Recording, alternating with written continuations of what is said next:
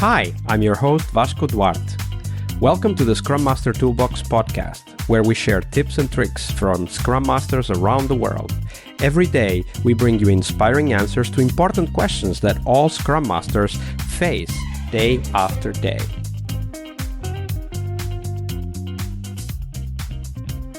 Hello, everybody. Welcome to one more week of the Scrum Master Toolbox podcast. And this week, joining us from a rather warm UK is Kevin Hoey.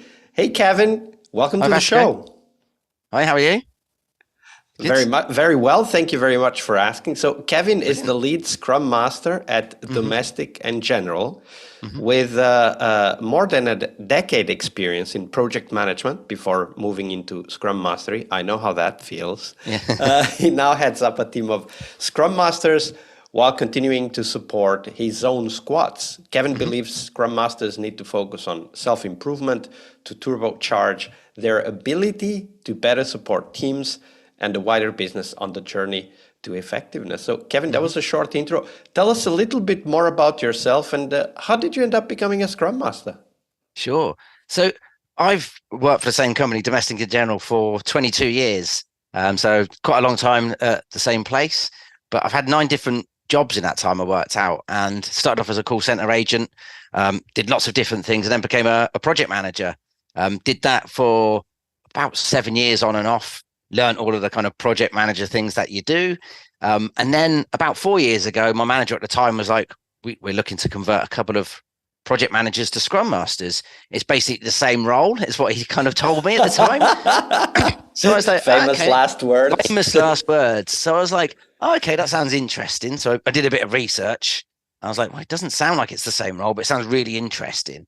So I took the job. Did that for a couple of years. At the beginning, it was a bit of a roller coaster, as you can imagine, having no experience in the role, but I really enjoyed it.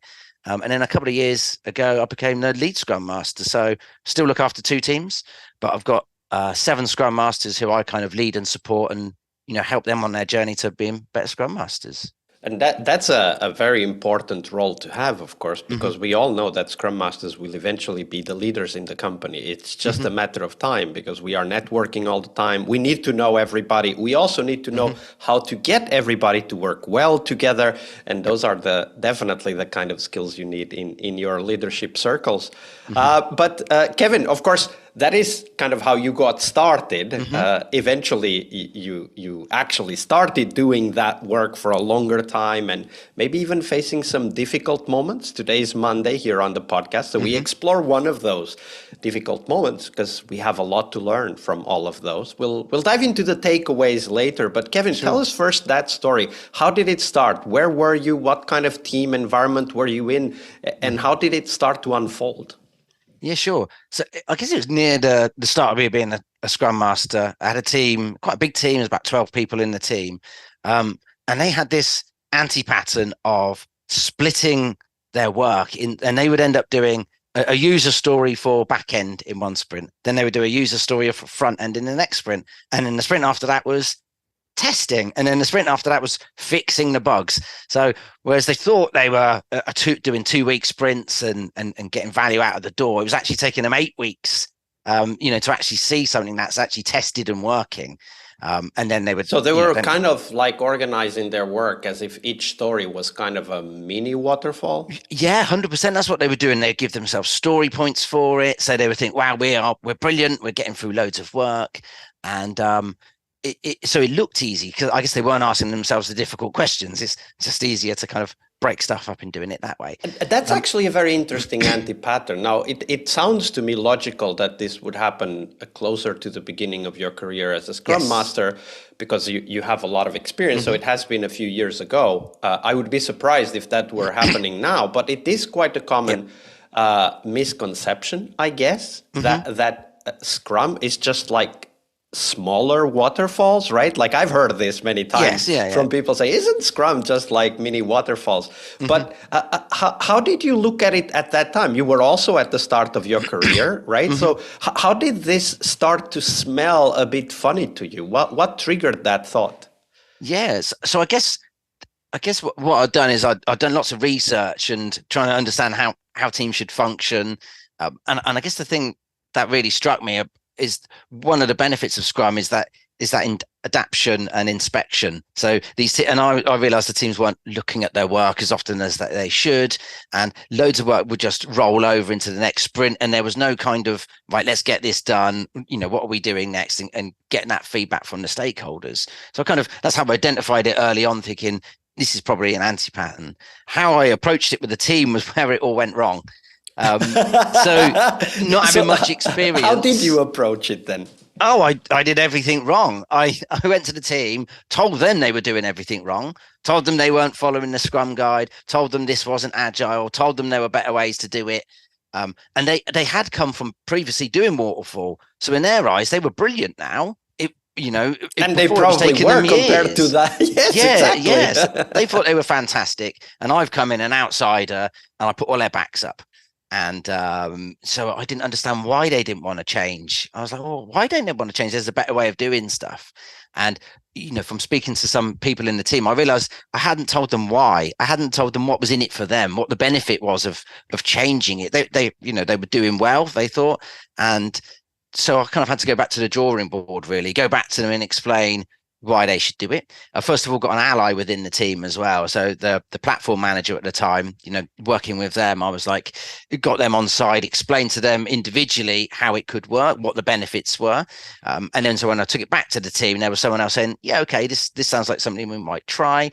The team obviously still really weren't up for it, but I managed to convince them, okay, let's do a pilot. Let's just do one user story. So we took one user story and we tried to deliver that in one sprint. We didn't, because it was far too big, because we was now trying to do the front end, the back end, the testing all in one sprint, but the story was still just as big. So there was a big process after that of, okay, how do we split the work down? How do we make it smaller so we can actually deliver some values of increment within the 2 weeks? But they were on the journey then, and they could see the benefits of it. So they were like, okay, this is going to work for us. And it was really good because ultimately you get to a stage where you're doing sprint review, you got stakeholders in there and you're actually showing them something that's working every 2 weeks, rather than this is the back end, which there's nothing to see. So one of the things, like from this story, one of the things that really struck me was the first time, this was my first project, the first time I saw something delivered within one sprint. And at that time, it was 2004. The sprints were 4 weeks, so it wasn't like a 2-week delivery. These days, I try to help teams understand how 1 week would be good enough for them. But at that time, of course, I was just starting as well. And I remember distinctively how the stakeholders reacted, because they were used to getting stuff, maybe 6 months or even 12 months later.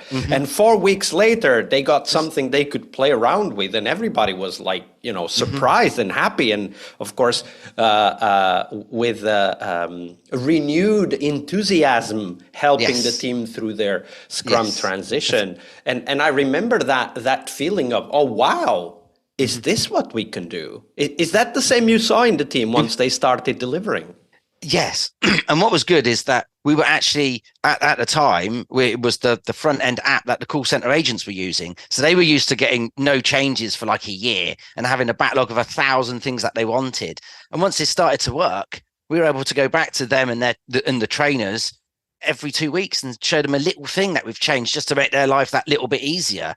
And once you start doing that, you really start to build trust with the people and the stakeholders, and it just made everything much easier. The other lesson I did learn is that it's very addictive. If you ever split stories, to have tests in another sprint, it's very addictive because it's so easy to just throw stuff over the fence and do it in the next. So I don't have many things that I wouldn't do or wouldn't try with a team, but probably splitting test and build is something I would probably never do if I could ever help it. Yeah, and many teams are stuck there because, sometimes they have the testers in another group and the testers come in later, they have to be scheduled and all of that. And one of the things that I've also tried with the teams that I've worked with is this idea that we don't pass on anything to the testers, in the case the testers are outside the team, before we have run all the test cases ourselves, because, of course, the testers will come in and add value. And how can they add value if the basic test cases don't pass? Right? It's like it's like losing time if that's the case. So, but one thing that you said that really got me interested is this idea that when you're starting to deliver quickly, you start to build trust with the stakeholders. And you talked about the call center people. Like, and explain to us, how did that get started, and also what was the feedback you started getting? Because I think we need to visualize that, how impactful it is. Yeah, definitely. So I had a really good PO at the time, and we had a list of hundreds of things that the call center, wanted to change.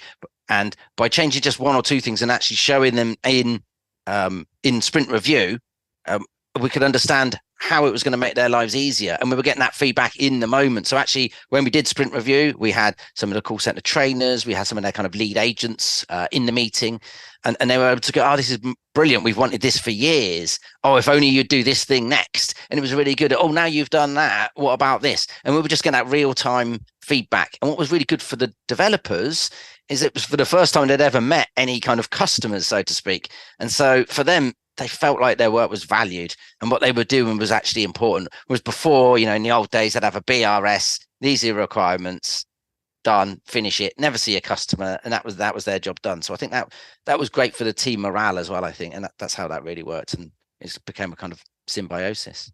Yeah, I think the like that virtuous cycle that you build, right? Because you do something they've wanted for years, and then they see it and they go, oh, do this also, and then you start building more ideas coming in, break it down into small, of course, deliverables, and then give it back to them and get that feedback. It really completely changes the dynamic of software development when we are able to do that. Yeah, definitely. Yeah, it makes it much more fun. It also makes it a lot more fun. That's completely true. Kevin, that was a great story. Thank you for sharing that with us. Oh, thank you. Monday is about what we learn from our obstacles and our failures. But tomorrow is Team Tuesday here on the Scrum Master Toolbox podcast. We explore teams and their journeys, the habits they develop that threaten their performance, how each of our guests help their teams evolve, and the one key lesson they learned from that experience. We really hope you liked our show. And if you did, why not rate this podcast on Stitcher or iTunes?